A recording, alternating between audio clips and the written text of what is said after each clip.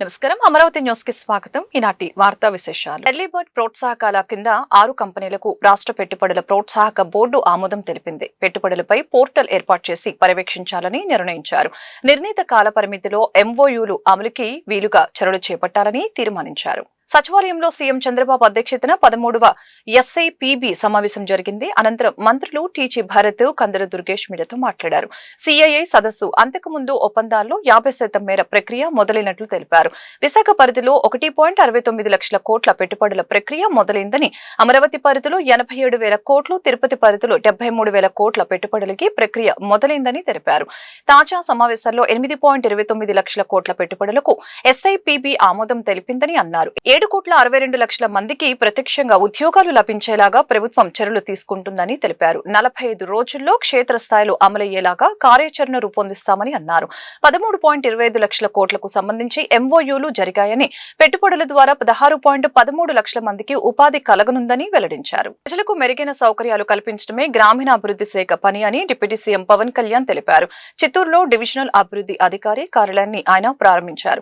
అదే కార్యక్రమంలో వివిధ జిల్లాలోని 77 డీడీఓ కార్యాలయాలకు పవన్ వర్చువల్ గా ప్రారంభోత్సవం చేశారు. ఈ సందర్భంగా ఆయన మాట్లాడారు. 77 డీడీఓ ఆఫీసులు ప్రారంభించడం సంతోషంగా ఉందని తెలిపారు.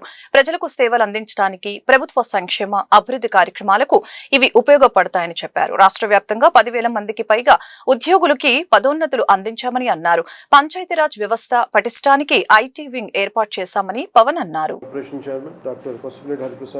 చిత్తూరు నగర అభివృద్ధి సంస్థ చూడా చైర్పర్సన్ శ్రీమతి కటారి హేమలత గారికి, కలెక్టర్ మరియు జిల్లా మెజిస్ట్రేట్ చిత్తూరు శ్రీ సుమిత్ కుమార్ గారికి, పంచాయతీరాజ్ మరియు గ్రామీణ అభివృద్ధి కమిషనర్ శ్రీ కృష్ణతేజ గారికి, అలాగే ఈ కార్యక్రమానికి వీడియో కాన్ఫరెన్స్ ద్వారా పాల్గొంటున్న గౌరవ సహచర మంత్రులకు, గౌరవ శాసన మండలి, శాసనసభ సభ్యులకు, జిల్లా కలెక్టర్స్కు, సిఈఓలకు, డిపిఓలకు, ఏపీడీ డ్వామాలకు, ఈడీఓలకు, ఇతర అధికారులందరికీ, పంచాయతీరాజ్ మరియు గ్రామీణాభివృద్ధి శాఖ సిబ్బందికి, అలాగే టీవీ మాధ్యమంలో వీక్షిస్తున్న ప్రతి ఒక్కరికి ప్రభుత్వం తరఫున, గౌరవ ముఖ్యమంత్రి గారి తరఫున, నరేంద్ర మోదీ గారి తరఫున మీ అందరికీ నా హృదయపూర్వక శుభాకాంక్షలు.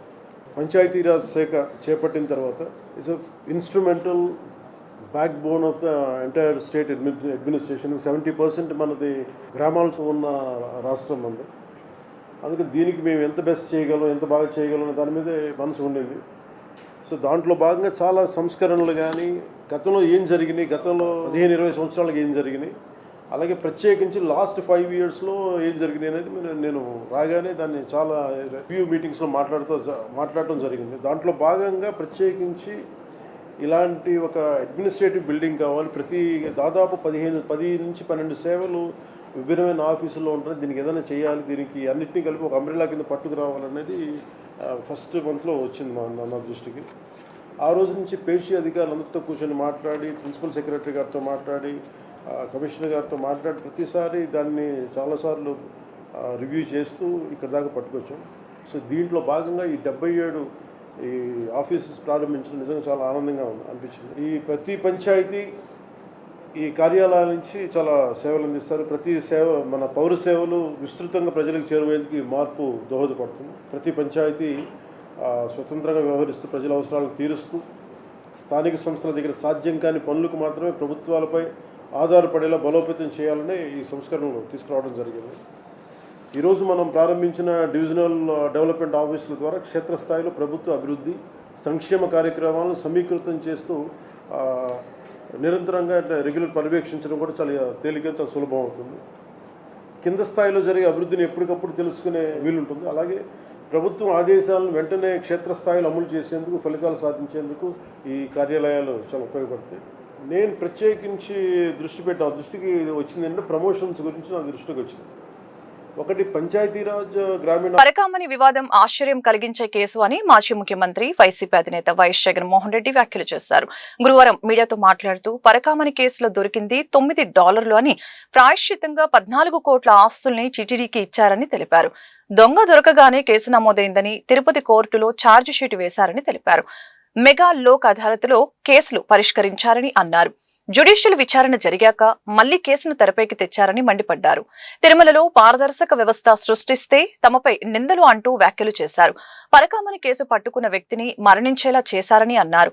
చోరీ చేస్తున్న దొంగను పట్టుకోవటం నేరమా అంటూ మాజీ సీఎం జగన్ తీవ్రస్థాయిలో ధ్వజమెత్తారు. పెద్ద జడ్జి గారు ఒత్తిడి తెచ్చారట, ఆయన మీద కూడా మాట్లాడుతా ఉన్నారు. అసలు నాకు ఆశ్చర్యం అనిపిస్తుంది. అసలు వీళ్ళు మాట్లాడే పెద్ద జడ్జిలు గురించి వీళ్ళు మాట్లాడుతూ ఉన్నారు.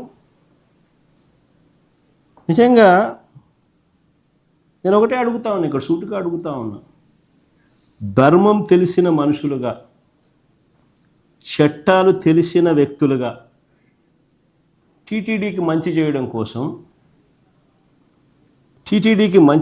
కోసం ఒక మంచి పరిష్కారం చూపుతూ ఈ జడ్జిలు ఒక మంచి పరిష్కారంలో భాగస్వాములై చూపించడం తప్ప అని అడుగుతా ఉన్నాం. మామూలుగా కూడా టీటీడీ అనేది ఎలా జరుగుతూ ఉంటుందో అందరికీ తెలుసు. అక్కడ అంతా పెద్ద పెద్ద సీనియర్ జడ్జిలు వస్తూ ఉంటారు. ఇట్లాంటి కేసులు ఏదైనా ఉన్నప్పుడు ఇక్కడ జడ్జిలు, తిరుపతిలో ఉన్న జడ్జిలు సుప్రీంకోర్టులో ఉన్న జడ్జిల దాకా కూడా మాట్లాడుకుంటూ ఉంటారు. ఇట్లాంటి ఇంపార్టెంట్ కేసు, దేశం మొత్తం చూస్తూ ఉన్న కేసుల్లో మీ సలహాలు ఇవ్వండి, మీ అడ్వైజ్లు ఇవ్వండి, ఎలా చేయాలి, ఏం చేయాలి అని చెప్పి సహజంగా అడుగుతూ ఉంటారు. It is part of the judicial process. With in the judicial committee అడుగుతూ ఉంటారు, సలహాలు తీసుకుంటూ ఉంటారు, చేస్తూ ఉంటారు. ఏ తప్పు జరగలేదు కాబట్టి, ఏ తప్పు చేయలేదు కాబట్టి సలహాలు తీసుకున్నది ఇంప్లిమెంట్ చేసినారేమో. దాంట్లో రాజకీయం చేసేది ఏముందా? అంటే ఏముంది అక్కడ రాజకీయం చేయడానికి? 72,000 కోట్లు $9 నోట్లు దొరికితే 14 కోట్ల రూపాయలు ఏకంగా టీటీడీకి వాళ్ళు రాసిస్తే వాళ్ళ ఆస్తులు, నిజంగా దానికి ప్రపంచ చరిత్రలో ఎప్పుడు జరగవిట్ట. దానికి నిజంగా సంతోషపడాల్సింది పోయి ఆ జడ్జులను అనడము, ఆ టీటీడీ ఆఫీసర్లను అనడము ఏం చేస్తూ ఉన్నారు?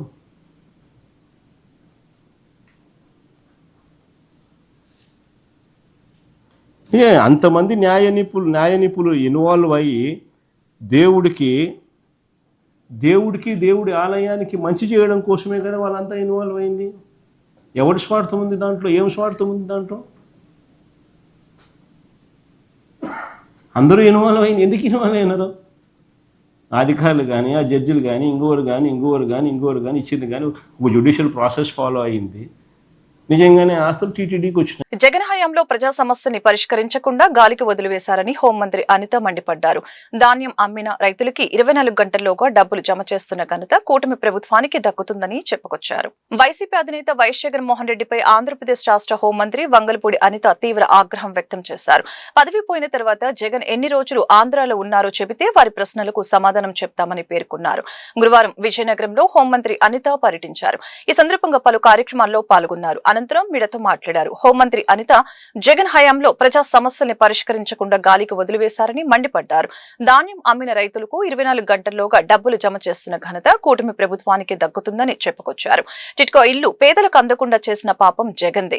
లబ్ధిదారులకు టిట్కో ఇల్లు అందిస్తున్న ఘనత తమ ప్రభుత్వానికి దక్కుతుందని తెలియజేశారు. ఆయుధాలు విడిచిపెట్టి మావోయిస్టులను లొంగిపోవాలని కోరుతున్నామని అన్నారు. ప్రకృతి వైపరీత్యాలను అడ్డుకోలేమని, ఆపదలో ఉన్న వారిని సకాలంలో ఆదుకుంటామని హోంమంత్రి అనిత పేర్కొన్నారు.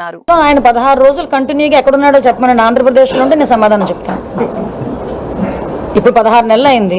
16 రోజులు కంటిన్యూగా ఆంధ్రప్రదేశ్లో ఉండి మాట్లాడమనంటే డెఫినెట్గా నేను సమాధానం చెప్తాను. అంతే తప్పించి చుట్టపుచ్చుపుకొచ్చేవాడిలాగా ఎప్పుడో వస్తాను ఫ్లైట్ వేసుకొని వచ్చి ఏదో బురద జల్లేసి వెళ్ళిపోతానంటే కాదు. ఇక్కడికి వచ్చిన తర్వాత పోని వరదలు వచ్చినాయని చెప్పారు కదా, ప్రకృతి వైపరీత్యాలు వచ్చినాయి అన్నారు కదా. ఎన్ని ప్రకృతి వైపరీత్యాలకి ఒక ప్రతిపక్ష హోదా అతనికి అసెంబ్లీలో లేకపోయినా ప్రతిపక్ష నాయకుడిగా ఒక పులివెందుల ఎమ్మెల్యేగా ఉన్నాడు కదా. సో ఎంతమంది దగ్గరికి వెళ్ళి పరామర్శ చేశారు? ఎంతమంది దగ్గరికి వెళ్ళి అంటే పరామర్శలు చేయడం అంటే మామిడి రైతుల దగ్గరికి వెళ్తున్నానని చెప్పి మామిడికాయలన్నింటినీ ఏదో సినిమా సెట్టింగ్ వేసిన రోడ్డు మీద తీసుకొచ్చి చేయడం కాదు కదండి. చిత్తశుద్ధితో పనిచేయమనండి, చిత్తశుద్ధితో అడగమనండి, డెఫినెట్గా మేము సమాధానం చెప్తాం. అంతే తప్పించి బురద చల్లే కార్యక్రమాలు చేస్తాము, ఏదో ఒక్కొక్క రోజు కూర్చొని 2 గంటలు 3 గంటలు ప్రెస్ మీట్లు ఇచ్చేసి వెళ్ళిపోతామంటే కాదు. అమృతూరు మండలం ఇంటూరు గ్రామంలో రాయల రఘు డైరీ ఫామ్ సమీపంలో ప్రొప్రైటర్ వేణు అతోట శ్రీ అక్షయ ఎంటర్ప్రైజెస్ వారి ఆధ్వర్యంలో డ్వాక్రా లబ్ధిదారులకు పాడి పశువుల అందజేత కార్యక్రమం నిర్వహించడం జరిగింది.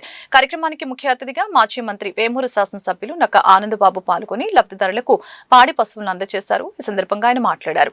ప్రభుత్వ పథకాల ద్వారా స్వయం ఉపాధి అవకాశాలు పెంపొందించడం ద్వారానే గ్రామీణ మహిళల ఆర్థిక స్థిరత్వం సాధ్యపడుతుందని చెప్పారు. డ్వాక్రా లబ్ధిదారులు ఈ అవకాశాన్ని సమర్థవంతంగా వినియోగించుకోవాలని తెలిపారు. కార్యక్రమంలో వేమూరు నియోజకవర్గం మరియు అమృతలూరు మండల కూటమి నాయకులు, కార్యకర్తలు, ప్రభుత్వ అధికారులు పాల్గొన్నారు.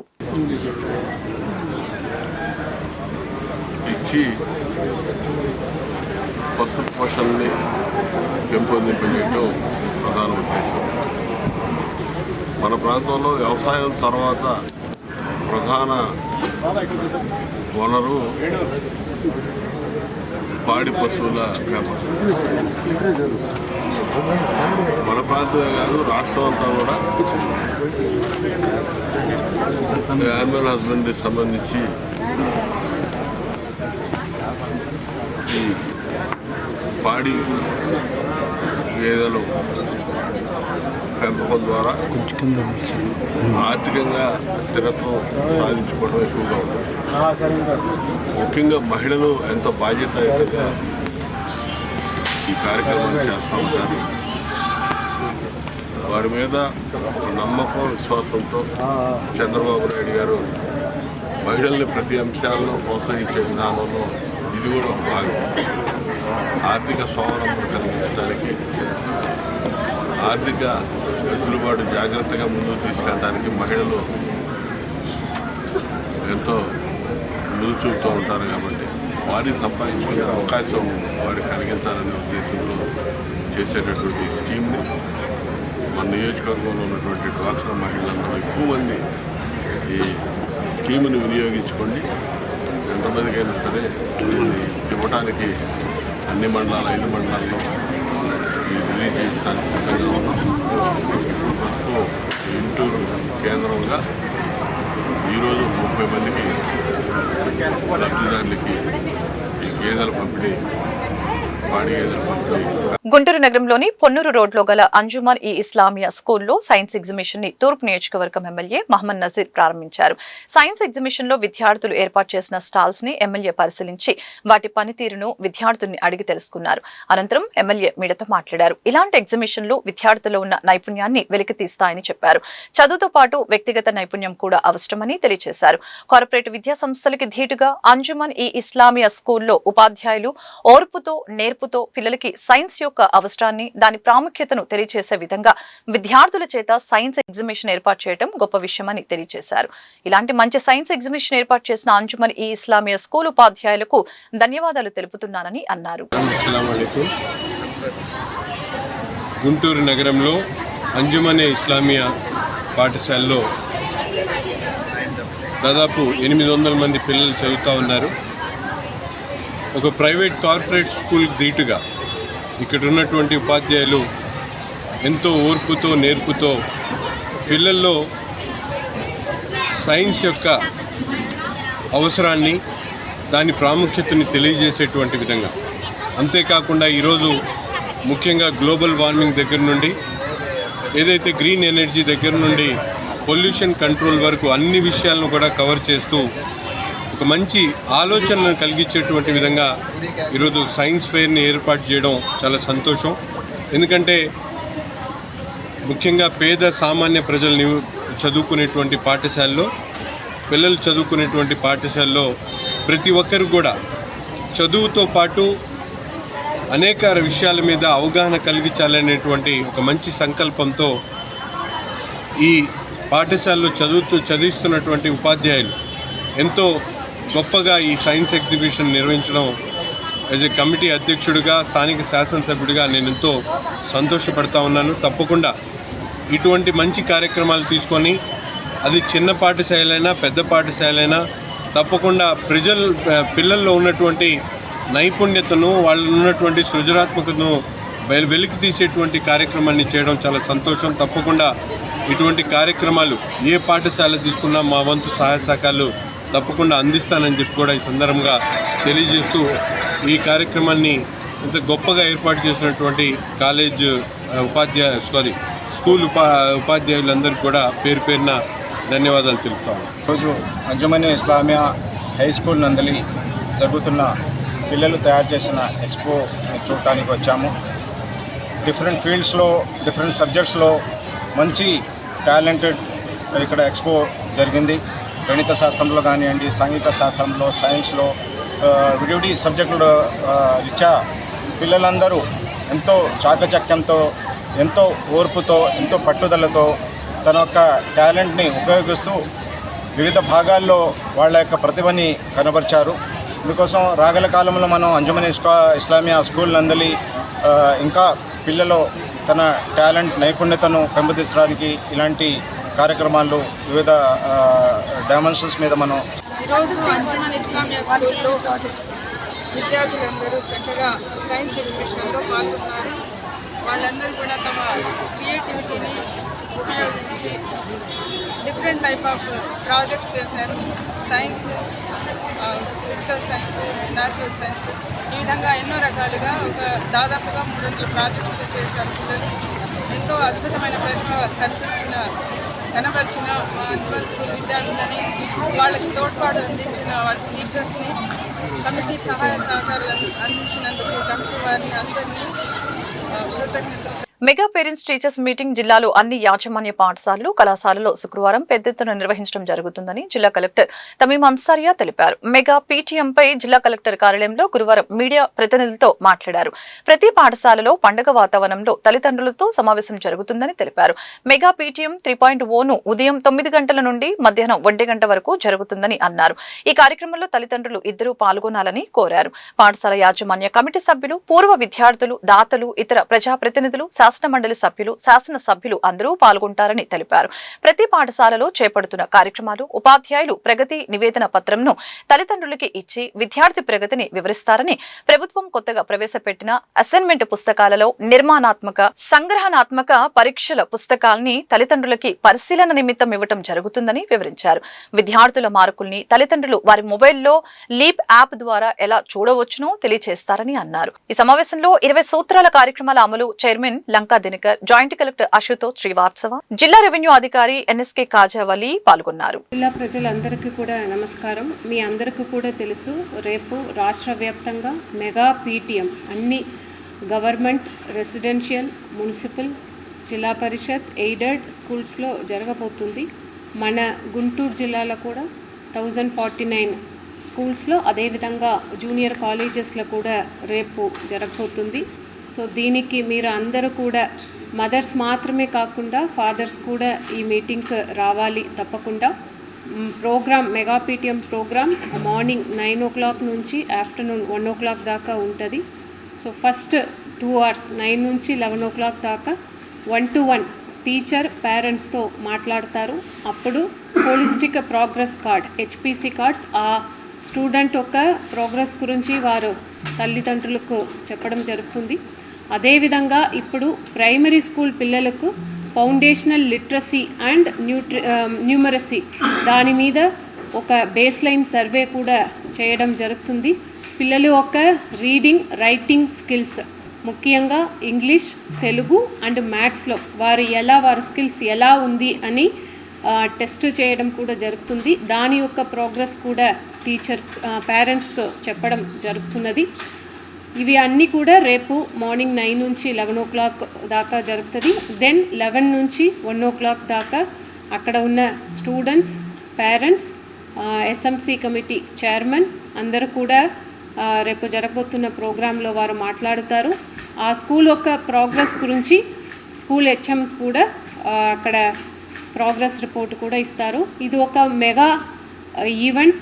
దీన్ని విజయవంతం చేయడానికి అందరు బోత్ పేరెంట్స్, లాస్ట్ మీటింగ్లో చూస్తే ఎక్కువ మంది మదర్స్ వచ్చారు, ఈసారి ఫాదర్స్ కూడా రావాలి, ఇద్దరు కూడా కలిసి రావాలి. బికాస్ మీ స్టూడెంట్స్ యొక్క భవిష్యత్తు కోసం ప్రభుత్వం ఇన్ని ఎఫర్ట్స్ తీసుకుంటున్నారు. మీరు కూడా మీ స్టూడెంట్స్ గురించి, మీ పిల్లల గురించి తెలుసుకోవడానికి, వారు ఎలా చదువుతున్నారు, స్కూల్లో ఎలా ఉన్నారు అని తెలుసుకోవడానికి మీరు అందరూ కూడా తప్పకుండా రేపు రావాలి.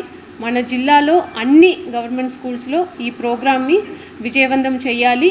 ఇక్కడ ప్రజాప్రతినిధులు కూడా అన్ని స్కూల్స్కు వారు అటెండ్ అవుతున్నారు. అదేవిధంగా అందరూ ఆఫీసర్స్ కూడా మీ పిల్లల కోసం వస్తున్నారు. మీరందరూ కూడా తప్పకుండా రావాలి. యువతను నిర్వీర్యం చేస్తూ నేర సంస్కృతిని ప్రేరేపిస్తున్న గంజాయి మత్తు పదార్థాల కట్టడిలో ప్రభుత్వం పూర్తిగా విఫలమైందని ఏఏవైఎఫ్ జిల్లా ప్రధాన కార్యదర్శి షేక్ వలీ ఆరోపించారు. గంజాయి సమస్యను ప్రశ్నించిన సిపిఎం నేత పెంచలయ్యను అధికార పార్టీ హత్య చేసిందని విమర్శించారు. అడవుల్లో ఉన్న మావోయిస్టులపై ఉక్కుపాదం మోపుతున్న ప్రభుత్వం గంజాయి సాగు చేసేవారిని పట్టుకోలేకపోతుందని ఎద్దేవా చేశారు. గుంటూరులో ఆయన మీడియాతో మాట్లాడుతూ ఎన్నికల వాగ్దానం మేరకు జాబ్ క్యాలెండర్ విడుదల చేయాలని డిమాండ్ చేశారు. కార్యక్రమంలో జంగాల చైతన్య, సిహెచ్ శ్రీను, దాసు, అరుణ్ పాల్గొన్నారు. రాష్ట్రంలో ప్రధానంగా 2 సమస్యలు యువకులను వేధిస్తూ ఉన్నాయి. అందులో ప్రధానంగా గంజాయి. ఈ గంజాయి సమస్య ఎలా ఉందంటే, గంజాయి మీద ప్రశ్నిస్తున్న పెంచలయ్య సిపిఎం నాయకుడు నెల్లూరులో దారుణంగా తన పిల్లల ఎదుటే పరిగెత్తించి దారుణంగా హత్య గావించబడ్డారు. దీని వెనకాల ప్రధానంగా అధికారులు ఉన్న అధికారులు కూడా దీంట్లో హస్తం ఉందని ఖచ్చితంగా చెప్పవలసిందే. ఎందుకంటే ఎక్కడో అడవిలో ఉన్న అన్నల్ని పట్టుకొని వస్తున్న ప్రభుత్వాలు ఏదైతే గంజాయి ఎవరు సాగు చేస్తూ ఉన్నారు, ఎవరు అమ్మకాలు చేస్తూ ఉన్నారు, ఇవన్నీ పట్టుకోలేకపోతున్నారంటే మీదే ప్రభుత్వ వైఫల్యం అనే ఏ వైపుగా మేము ఖండిస్తూ ఉన్నాము. ఖచ్చితంగా పెంచలే హత్య వెనకాల ప్రభుత్వం కూడా స్పందించాల్సిన రీతిలో స్పందించలేదు. అదేవిధంగా ఈ పెంచలేని మృతికి కారణమైన నిందితులు అధికార పార్టీలో ఉన్నాయని న్యూస్ కూడా వస్తూ ఉన్నది. కాబట్టి మేము ఒకటే చెప్తా ఉన్నాము, ఏదైతే మావోయిస్టులు అడవుల్లో ఉంటే వాళ్ళని పట్టుకొని వచ్చి మీరు చేస్తా ఉన్నారో ఈ యొక్క గంజాయి మీద ఎందుకు మీరు అంటే ఇక్కడ ఏదో కేజీ 2 కేజీలు పెట్టుకోవడము, ప్రెస్ మీట్లు పెట్టడము సరిపోయిందని కాదు. దీన్ని ఎవరు సరఫరా చేస్తా ఉన్నారు, దీని వెనకాల ఎవరున్నారు, ఇది ఎక్కడ పండుతా ఉన్నది అనేది అధికారులకు తెలుసు. అయినా సరే అధికారులు స్పందించకుండా, ప్రభుత్వం స్పందించకుండా చేస్తా ఉన్నది. గతంలో పవన్ కళ్యాణ్ గారు ప్రకటన చేశారు, మేము అధికారంలోకి వస్తే 2 రోజుల్లో పోలీసులకు అధికారం ఇస్తే చాలు ఈ గంజాయిని మట్టు పెడతామన్న పవన్ కళ్యాణ్ గారు, మరి మీరు మా అధికారంలోకి వచ్చి 1.5 సంవత్సరం కాలం దాటింది, మరి ఎక్కడ గంజాయిని మట్టు పెట్టారని మేము ప్రశ్నిస్తా ఉన్నాము. రాష్ట్రంలో అత్యాచారాలు జరిగినా, హత్యలు జరిగినా దాదాపు దాని వెనకాల ప్రధాన హస్తము గంజాయి ముఠా హస్తమే ఉంటా ఉన్నది. కాబట్టి రాష్ట్ర ప్రభుత్వం, వంగలపూడి అనిత గారు, మిమ్మల్ని సూటిగా ప్రశ్నిస్తా ఉన్నాము, మీరు దీని మీద ఏం చర్యలు తీసుకున్నారు, పెంచలే మృతి వెనకాల ఉన్న వారిని మీరు ఏం చర్యలు తీసుకున్నారని అడుగుతా ఉన్నాము. మరోవైపు చూస్తా ఉంటే రెండో సమస్య నిరుద్యోగ సమస్య. అధికారంలో రానప్పుడు నారా లోకేష్ గారు తన ఉద్యోగం భర్తీ చేయడానికి ఏదైతే యువగలం పాదయాత్ర చేశాడో తన ఉద్యోగాన్ని భర్తీ చేసుకున్నాడు. ముఖ్యమంత్రి తనయుడుగా తను ఒక విధంగా తనే షాడో ముఖ్యమంత్రిగా చేస్తా ఉన్నారు లోకేష్ గారు. ఆనాడు మీరు ఏం హామీ ఇచ్చారు, మేము అధికారంలో రాగానే జనవరిలో జాబ్ క్యాలెండర్ విడుదల చేస్తాము, లేకపోతే నా చొక్కా కాలర్ పెట్టుకోమన్న లోకేష్ గారు మీరు ఎక్కడున్నారు? జాబ్ క్యాలెండర్ అడుగుతా ఉంటే మేము జాబ్ క్యాలెండర్ ఇవ్వాలంటే సరైన యువకులు దానికి సంబంధించిన చదువు లేదని మీరు చెప్తా ఉన్నారు. అంటే 2,35,000 ప్రభుత్వ ఉద్యోగాలు ఇవ్వడానికి కూడా మీరు ఒకవైపు ఈ కారణాలు చెప్తా ఉన్నారు, మరోవైపు వాగ్దానాలు చేసి అధికారంలో రావడం జరిగింది. మెయిన్ వాగ్దానం నిరుద్యోగ వృత్తిస్తాం, అదేవిధంగా ఈ రాష్ట్రంలో మత్తు పదార్థాలకి ఎగనెస్ట్గా మా కూటమి ప్రభుత్వం ఉంటుంది. అప్పుడున్న ప్రభుత్వం మత్తు పదార్థానికి ఎంకరేజ్ చేస్తుందని అధికారంలోకి వచ్చాక గంజాయి మహమ్మారి ఈ రాష్ట్రంలో వీరతాండం ఆడుతూ ఉన్న ప్రేక్షక పాత్ర పోషిస్తుందే కానీ దాని మీద ఒక స్పష్టమైన కమిటీ వేసి ఈ రాష్ట్రంకి గంజాయి ఎలా వస్తుంది, ఎవరి ద్వారా వస్తుంది అన్నది తెలియలేనంత అసంతృప్త స్థితిలో ప్రభుత్వం ఉందని ఈ రాష్ట్రంలో ఉన్న అన్ని వర్గాల ప్రజలు మొత్తం కూడా ఆలోచన చేస్తూ ఉన్నారు. చిన్న విషయం జరిగినా ఇంటెలిజెన్స్ రిపోర్ట్ అనేది వాళ్ళ దగ్గర ఉంటుంది. కేజీలు గంజాయి గుంటూరు నగరంలో కానీ గుంటూరు జిల్లాలో కానీ విచ్చలవిడిగా అమ్ముడుపోతూ ఉంటే పోలీస్ యంత్రాంగం కూడా ప్రేక్షక పాత్ర పోషించి అరాకొరా పట్టుకుంటుందే కానీ, తాగే వాళ్ళని పట్టుకుంటుందే కానీ అమ్మే వాళ్ళని పట్టుకొని ఇంతమందిని మేము పట్టుకున్నాం అన్నది ఎక్కడైనా ఉందా? చూపించారా? లేదు. మీకు కావాల్సిన గుడుపుడు ఎమ్మెల్యేలకి ఎంపీలకి చక్కగా ఇస్తా ఉన్నారు. అలా జరిగే నెల్లూరు అలా జరిగింది. నెల్లూరులో జరిగిందంటే అతను ఒక ఒక నాయకుడు కాబట్టి అది బయటకు వచ్చింది. అలాగా సామాన్యులు ఎంతోమంది గంజాయి మహమ్మారి మీద ఉద్యమం చేస్తూ ఉంటే గంజాయి మత్తులో చాలామంది పీకలు కోయటం కానీ దాడులు చేయటం కానీ చాలా ఈ గుంటూరు నగరంలో కానీ జిల్లా వ్యాప్తంగా కూడా జరిగింది. ఇంకొక విషయం తీసుకుంటే మంగళగిరి కాన్స్టిట్యున్సీలో విచ్చలవిడిగా గంజాయి నడుస్తుందనేది. వార్తలు ఇంతటితో సమాప్తం. మరొక బులెటిన్లో మళ్ళీ కలుద్దాం. నమస్కారం.